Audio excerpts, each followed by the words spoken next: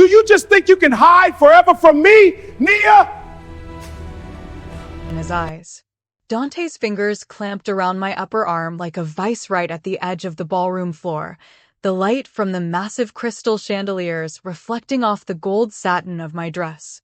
Dante let go. People are looking. Let them look, he sneered. Let go of me! Let go of me! Let go! Hammering against my ribs.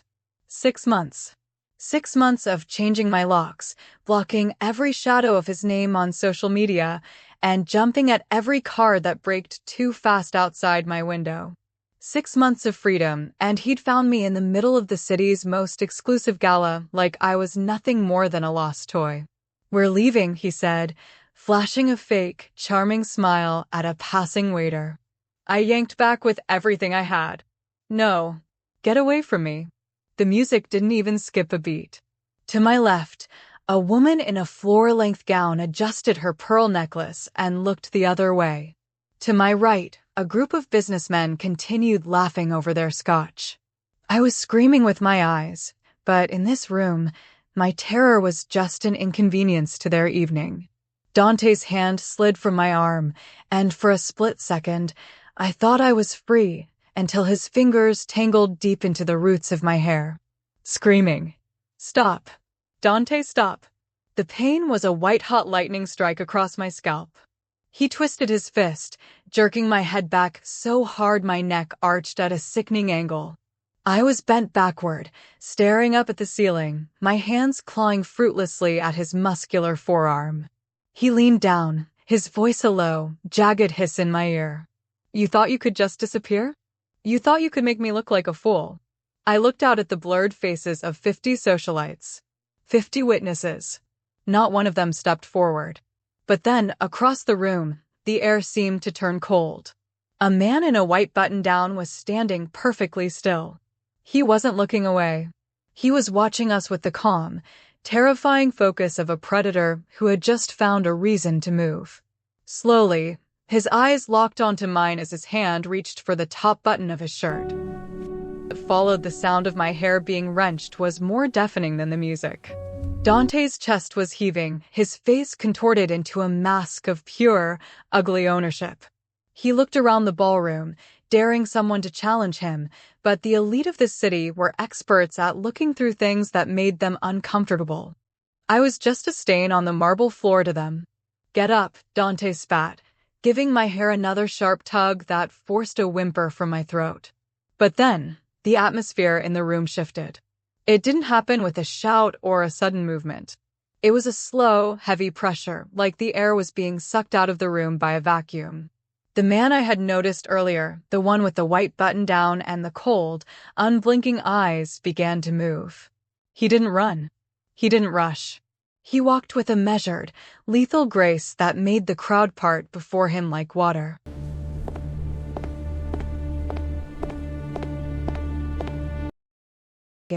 Ink-black dragon's tail that seemed to pulse with every step he took. Dante felt the shift too. He tightened his grip on me, using my body as a shield, his voice cracking as he tried to maintain his bravado. "Hey, this is a private matter. Stay back." Goo Ja-chun stopped 5 feet away. He was taller than I'd realized, his presence filling the space with a quiet, vibrating intensity. He didn't look at me yet. His focus was entirely on the man holding me. He reached for the 4th button, his movements smooth and deliberate, revealing the full breadth of the ink across his skin, the mark of a man who didn't just live in the underworld, but ruled it. "You're making a scene," Ja-chun said. His voice wasn't loud, but it carried a weight that made the crystal chandeliers above us seem to tremble. It was a voice used to giving orders that were never questioned. "And you're touching something that doesn't belong to you." Dante let out a nervous, jagged laugh. "She's my girlfriend." "Who the hell are you?" Ja-chun didn't answer. He simply finished unbuttoning his cuffs and began to roll up his sleeves, exposing forearms corded with muscle and scarred from battles Dante couldn't even imagine. The temperature in the room seemed to drop 10 degrees. The socialites who had been pretending not to notice were now frozen, their faces pale as they recognized the man in the white shirt. "Let go of her hair," Ja-chun commanded. It wasn't a request, it was a final warning. For a heartbeat, Dante's pride fought his survival instinct. He looked at Ja-chun's calm expression, then at the tattoos, and finally at the absolute lack of fear in the stranger's eyes. Dante's fingers began to tremble. Slowly, one by one, his fingers uncurled from my scalp. I stumbled forward, my knees hitting the polished floor, my hands trembling as I tried to smooth my hair. I expected Dante to bolt or to swing, but he stood paralyzed, pinned under Ja-chun's predatory stare. Ja-chun finally shifted his gaze down to me. For the first time, the coldness in his eyes flickered, replaced by something dark and possessive. He reached out a hand, not to grab, but to offer. "Stand up, Nia," he said softly. "The floor is no place for you." I stared at the hand Ja-chun offered me. His fingers were long and steady, a stark contrast to the trembling wreck I had become on the marble floor. When I reached out and placed my palm in his, the warmth was immediate and grounded, anchoring me to a reality that no longer included Dante's violence. He pulled me up with a single, effortless motion, and for a moment, I was pressed close to the open fabric of his shirt.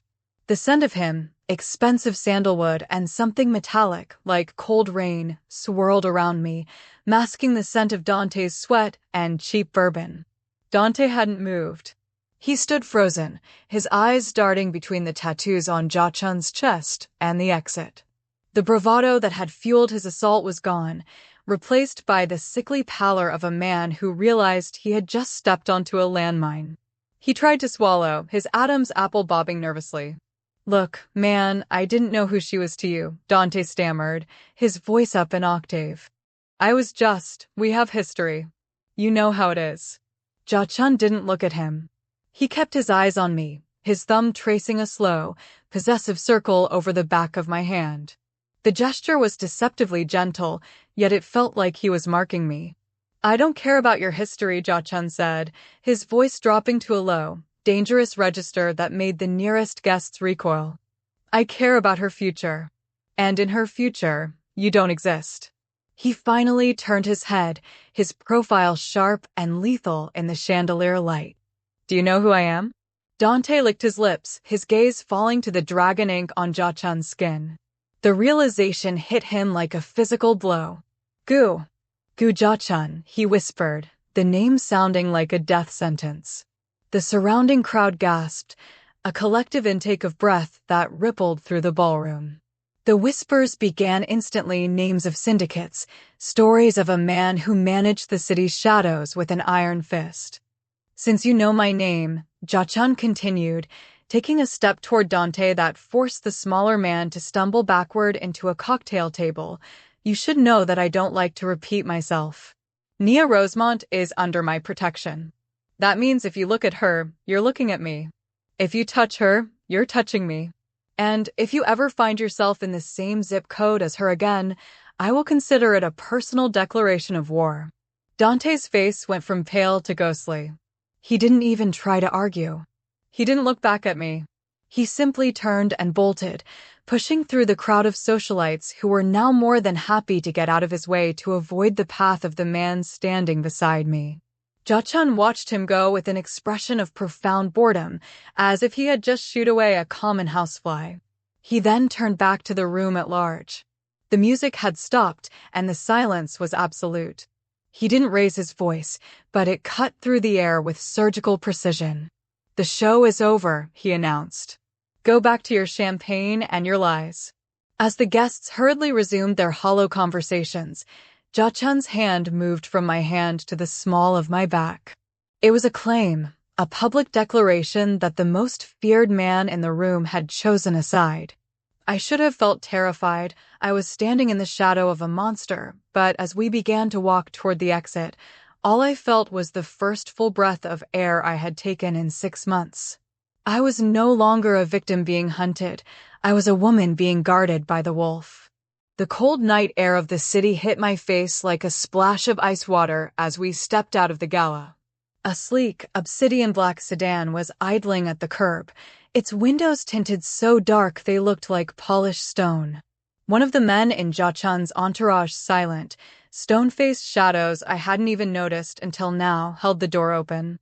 Ja-chun didn't say a word as he guided me inside.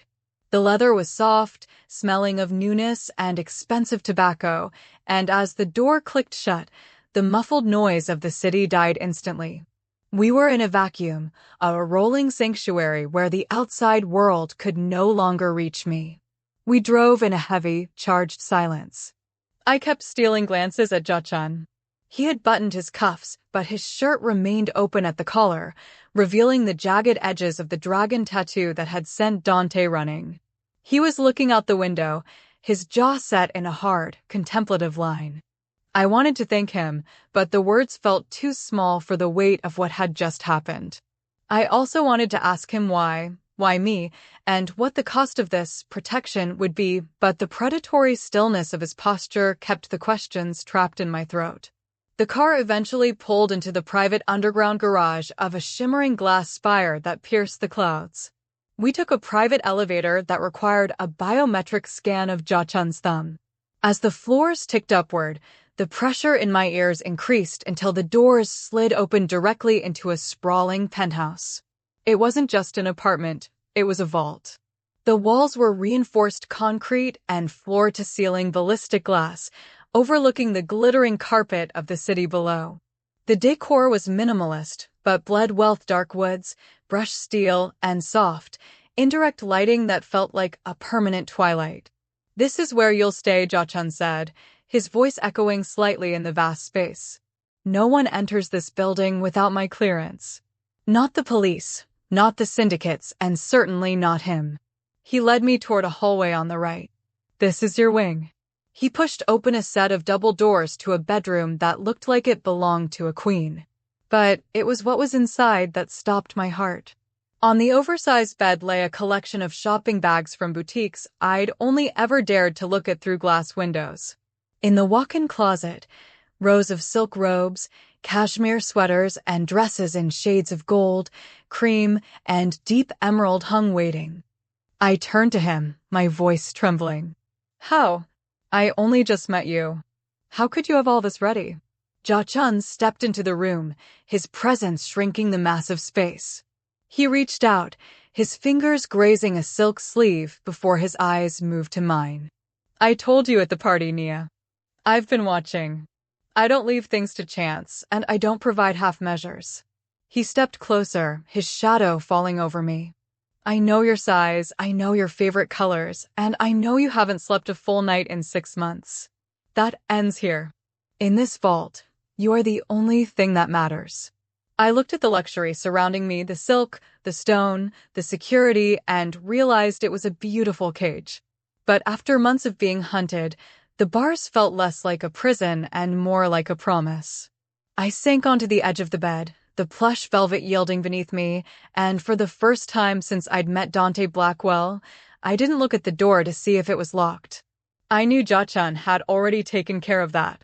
The first few days in the penthouse were a blur of soft fabrics and predatory silence. I had everything I could ever need, yet the weight of the unanswered why sat heavy in my chest. On the 4th evening, Ja-chun appeared in the doorway of the study, his silhouette framed by the amber glow of the city's skyline.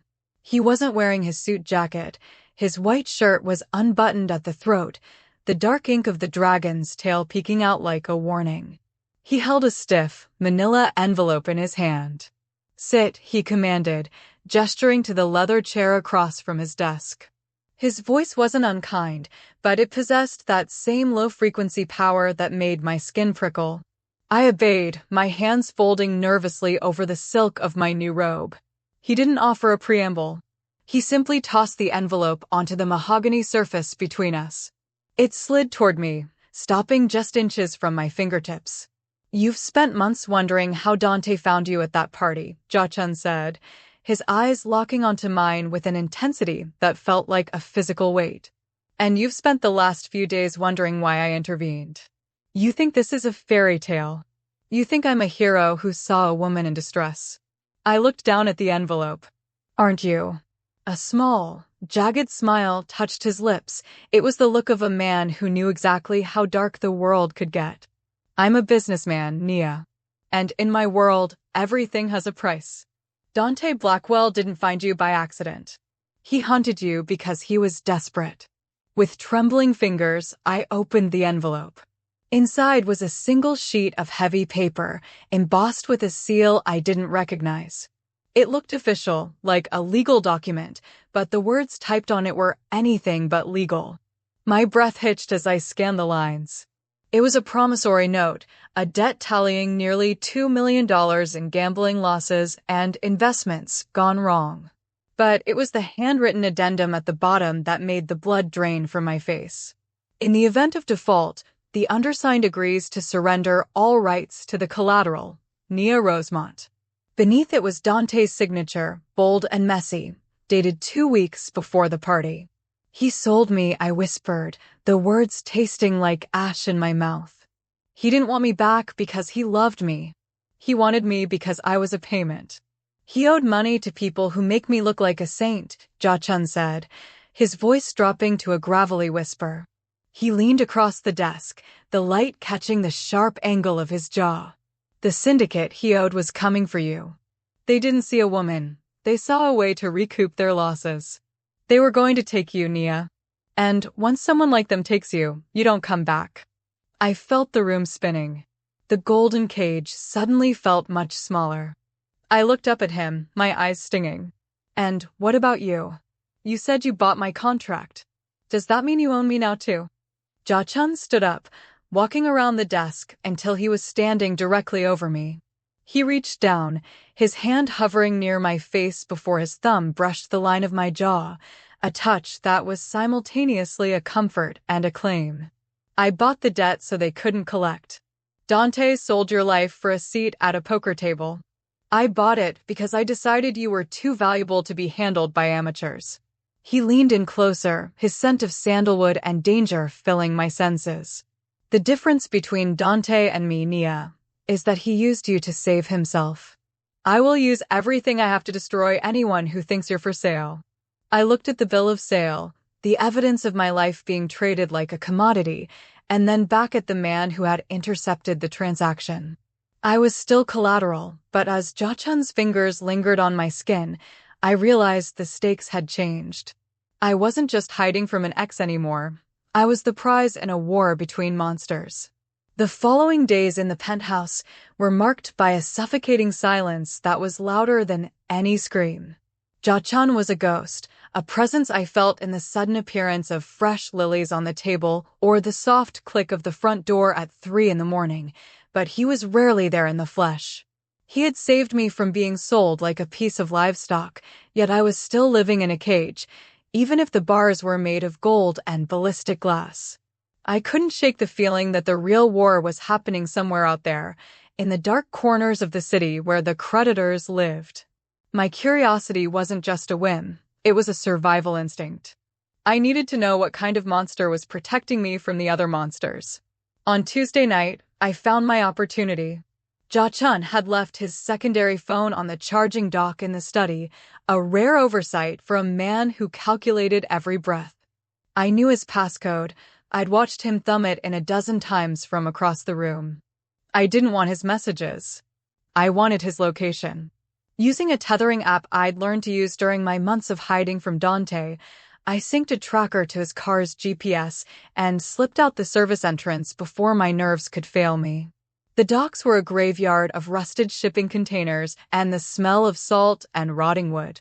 I followed the pulsing red dot on my screen, my heart hammering a frantic rhythm against my ribs.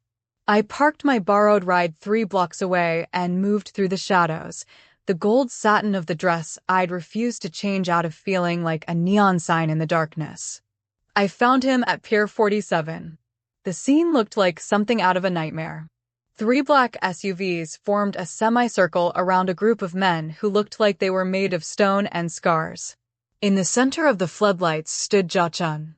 He had discarded his jacket, his white shirt glowing under the harsh lights. He was mid-sentence, his voice a low, vibrating rumble that skipped across the black water of the harbor. I don't negotiate for what is already mine. He was looking at a heavy wooden crate sitting between them. The debt was settled the moment I put my seal on that contract. If you want the girl, you have to go through the man who bought her. One of the creditors, a man with a jagged scar running from his ear to his chin, stepped forward. Dante promised us more than just the girl, Ja-chun. He promised us a bridge into your territory. We don't care about your seals. I watched from behind a stack of pallets, my breath hitching as Ja-chun slowly reached for the top button of his shirt. It was the same gesture from the party, but this time, it wasn't a warning, it was a preparation.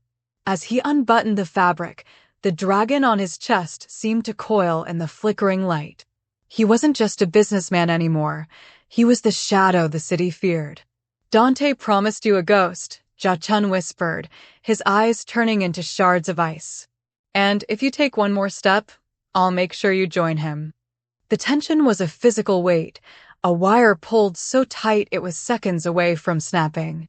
I realized then that I wasn't just watching a meeting, I was watching the beginning of a war that had been started in my name. I was the collateral, and the man unbuttoning his shirt in the center of the docks was the only thing standing between me and the abyss. I stayed in the shadows, frozen by the terrifying realization that while I had been hiding in a penthouse, Ja-chun had been standing in the line of fire.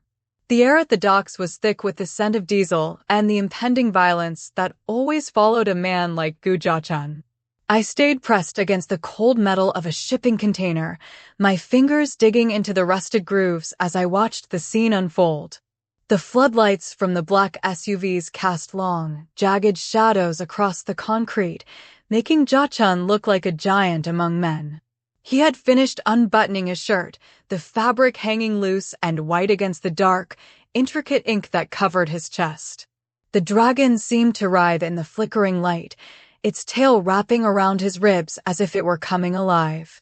The creditor with the scarred face took a hesitant step forward, his hand drifting toward the waistband of his jeans where the unmistakable silhouette of a piece was tucked. You think a tattoo and a reputation are enough to keep us from what we're owed, Ja-chun? We have investors. People who don't care about your protection or your personal interests. Ja-chun didn't flinch. He didn't reach for a weapon. He simply stood there, his chest rising and falling in a slow, rhythmic pace that suggested he was bored rather than threatened. He reached out and tapped the wooden crate sitting between them with the toe of his polished leather shoe. Your investors are already dead, he said, his voice a low, terrifying rumble that seemed to vibrate through the very ground I was standing on. They just don't know it yet because the news hasn't traveled from the counting houses to the gutters you inhabit. He took a step toward the scarred man, and for the first time, I saw the true weight of the power Ja-chun wielded. It wasn't about the muscle or the ink, it was the absolute, unshakable certainty in his eyes. He looked at the creditors as if they were already ghosts. Dante Blackwell sold a woman he didn't own to people who aren't strong enough to keep her.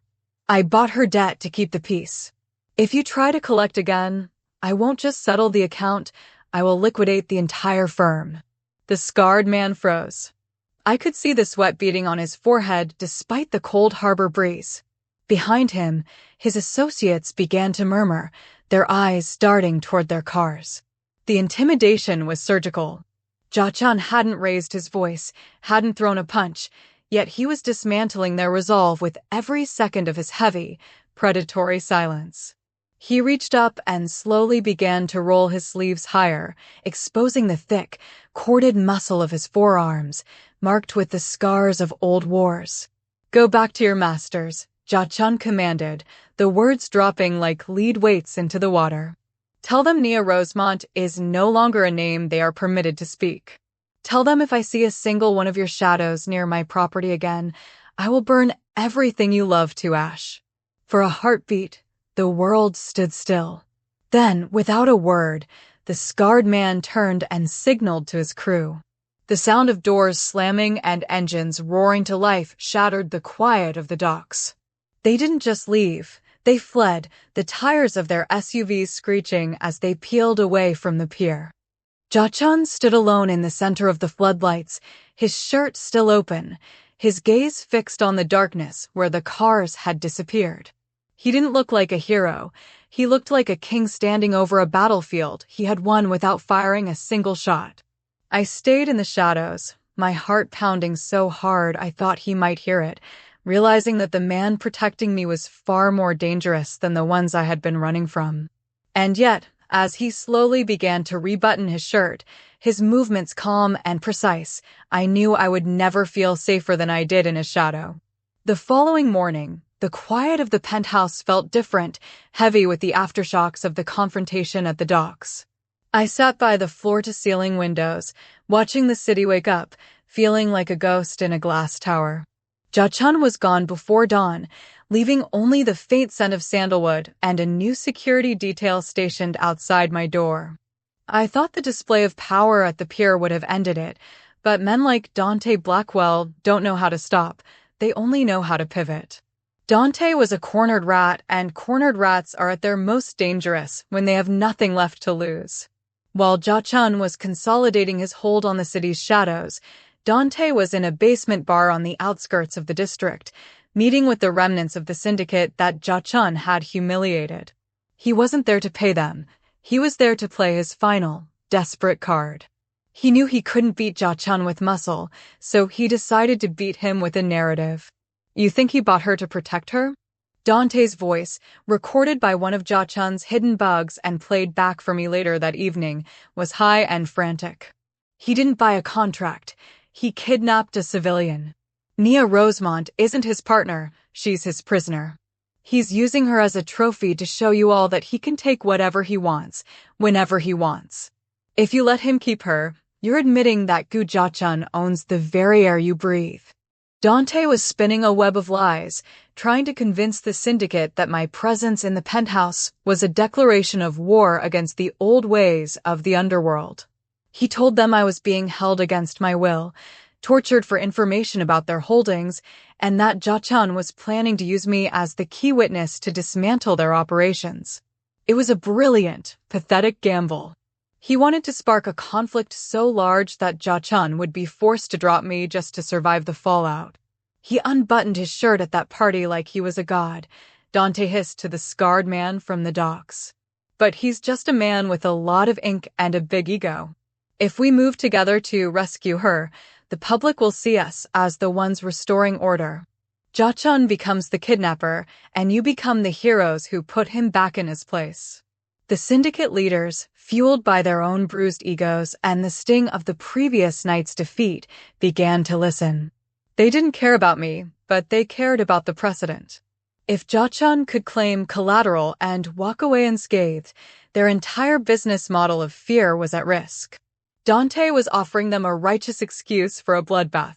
He was betting my life on the hope that the syndicate's greed would outweigh their fear of the dragon on Ja-chun's chest. I listened to the recording in the dim light of the study, my skin crawling at the sound of Dante's voice claiming to be my savior.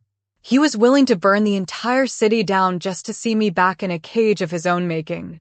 I looked up as Ja-chun entered the room, his face unreadable, his eyes fixed on the device playing the recording. He didn't look worried. He looked like a man who had already anticipated the move and was simply waiting for the board to align. The final gamble had been placed, and the piece of the penthouse was about to shatter. The resolution didn't come with the sound of gunfire, but with the chilling, systematic dismantling of a man's entire existence. Ja-chun didn't believe in quick endings, he believed in thorough ones. While Dante was still busy whispering poison into the ears of the syndicate, Ja-chun was already moving his pieces across the board with a lethal, quiet precision. He didn't just want Dante gone, he wanted him erased so completely that the mere mention of his name would feel like a haunting. The cleanup began at midnight. Ja-chun sat in the study of the penthouse, his laptop open, the blue light of the screen reflecting off the dragon ink on his chest. With a few keystrokes and a series of encrypted phone calls to contacts in the city's highest financial offices, Dante's world began to crumble. Every offshore account Dante had used to hide his gambling debts was frozen. Every property he had ever stepped foot in was suddenly flagged by the authorities for structural irregularities and underground illicit activity. By 2 a.m., Dante Blackwell was a man without a cent, a home, or a single friend willing to answer his calls. But Ja-chun wasn't finished. He understood that legal ruin was only half the battle when dealing with a man who thought he could sell a human life. He stood up, slowly buttoning his shirt as he looked over at me. "Wait here, Nia," he said, his voice like velvet over gravel. "I have one final account to settle." He didn't take the car this time. He moved through the city like a shadow, eventually finding Dante huddled in the back of the same basement bar where he had tried to betray us. Dante looked up, his eyes bloodshot and wide with terror, as Ja-chun stepped into the dim light. Dante tried to reach for the weapon he'd bragged about, but Ja-chun was faster, a blur of white cotton and dark ink. In one fluid motion, Ja-chun had Dante pinned against the damp brick wall, his hand around Dante's throat. "You tried to sell what you didn't own," Ja-chun whispered, his face inches from Dante's. "And then you tried to lie about the man who bought it. You've become an expensive liability, Dante." He didn't kill him, not in the way Dante expected. Instead, Ja-chun's associates arrived with the police in tow, carrying a mountain of evidence that linked Dante to the very syndicate he'd tried to weaponize. It was a masterpiece of legal intervention. By the time the sun began to peek over the horizon, Dante was being hauled away in handcuffs, facing a lifetime of charges that no lawyer in the city would touch. But as the precinct doors closed, Ja-chun leaned in one last time to deliver a final message. "Prison is a small place, Dante, and I have many friends inside." When Ja-chun returned to the penthouse, the air felt lighter. The cleanup was complete. Dante was gone, not just from my life, but from the world of the living.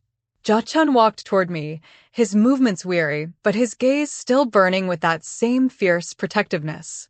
He reached out, his hand cupping my cheek, and for the first time, I didn't see the mafia boss or the debt collector. I saw the man who had burned the world down just to make sure I could finally sleep without locking the door. The debt was gone, and for the first time in my life, I was truly clean. The following week, the same ballroom where I had once been a victim of Dante's rage was bathed in the same warm, amber light of 1,000 crystals. But everything else had changed. The air didn't feel thin anymore. It didn't feel like I was a mouse scurrying between the feet of giants. I stood in front of the full-length mirror in the penthouse, smoothing the fabric of a new dress, a deep, midnight silk that clung to my frame like a second skin. It was darker than the gold I had worn before, more somber, more certain. I wasn't hiding behind the fabric, I was wearing it like armor. When the elevator doors opened into the gala, the roar of conversation didn't just fade, it died. It was a physical reaction, a collective holding of breath that rippled from the entrance to the furthest corners of the room. I wasn't walking 3 steps behind Ja-chun, and I wasn't being dragged.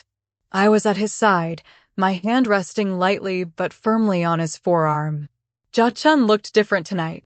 He wore a tailored charcoal suit that fit him with surgical precision, his white shirt buttoned all the way to the top, hiding the dragon that lived beneath. But everyone in that room knew it was there. They looked at him with a reverence that bordered on terror, and then their eyes moved to me. They didn't see the girl who had been pulled by her hair. They saw the woman who had survived the fire and come out holding the hand of the man who started it. We moved through the crowd, and this time, no one looked away. The same socialites who had checked their phones while I screamed now bowed their heads or offered tight, respectful smiles. Ja-chun stopped in the center of the room, in the exact spot where the marble had once felt like a cold grave beneath my knees. He didn't raise his voice, but the silence ensured he was heard. "I believe you all remember Nia," he said, his voice a low, smooth vibration that commanded the space. He didn't need to say more. He didn't mention Dante, and he didn't mention the syndicate. He simply looked down at me, and for a fleeting second, the predatory mask he wore for the world softened into something private and real. An older man, a titan of industry who usually looked down on everyone, stepped forward with a raised glass. A remarkable recovery, Mr. Goo. And a stunning addition to your side. Ja-chun's hand moved, covering mine where it rested on his arm. It was a claim, yes, but it was also a choice, his and mine. She is not an addition, Ja-chun replied, his gaze sweeping the room with a chilling finality. She is the reason the shadows in this city have gone quiet. Remember that. As the music resumed, a softer, more melodic strain than the frantic rhythm of the week before, I realized I wasn't looking for the exits anymore. I wasn't scanning the faces for Dante or his creditors.